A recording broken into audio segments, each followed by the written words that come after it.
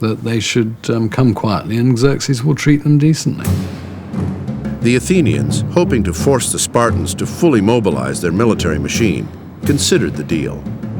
The Athenians allow a threat to be quietly conveyed to the Spartans, that if the Spartans do not come to the defense of Attica, do not move into Boeotia, the Athenians might withdraw. Or worse, the Athenians hinted at the unthinkable, an alliance with Persia. At that point, Sparta's blandly elusive ambassadors decided the political chess game must end. The Greeks would unite for one final confrontation with the Persians near the town of Plataea. They've all got to march to the same drummer. And here really is where Spartan leadership comes to the fore. The Spartans are now under the command of not a king, but a regent, Pausanias. By the summer of 479 BC, the Persian forces had swelled to more than 50,000.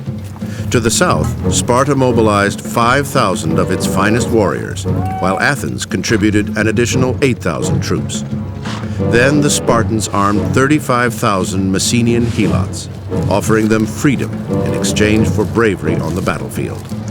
Pausanias seems to have a lot of really raw organizational capacity. He's got a lot of military sense. He's got, perhaps though more important than that, a sense of how diplomatically to keep together this large, diverse, internally conflicted Greek force. It's not clear that anybody other than a Spartan could have pulled that off at this point. For 11 days, the rival commanders held fast to their respective positions on the plain of Plataea. Mardonius and the Persian cavalry to the north, Pausanias and the Greek infantry to the south. Finally, at the crack of dawn the next morning, the Persians broke the deadlock with a thundering assault. The Persian cavalry is able to inflict really severe initial damage on the Greek forces. The Greeks were forced to redeploy their troops.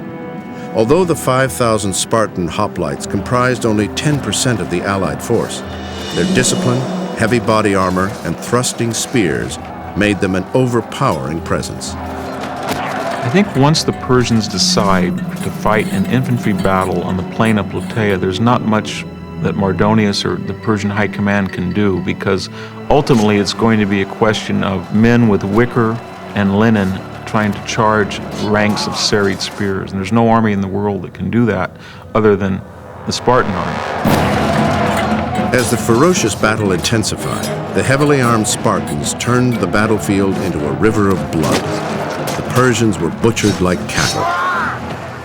The Spartans were the heart of the Greek success at the Battle of Plataea. This was a hoplite battle, and the Spartans had the strongest Greek hoplite army. They were playing to their strengths. So if Salamis is the signature victory of the Athenians, the victory at sea, Plataea is the signature victory of the Spartans, the victory on land. The end finally came when Persian general Mardonius was killed. His guardsmen fled for their lives, while the few Persian soldiers still standing scattered to the four winds. Greek losses were minimal, around 1,000. However, the Persian troops, once 50,000 strong, were decisively defeated. As a fighting force, they were no longer a threat, ending forever King Xerxes' dream of conquering the West.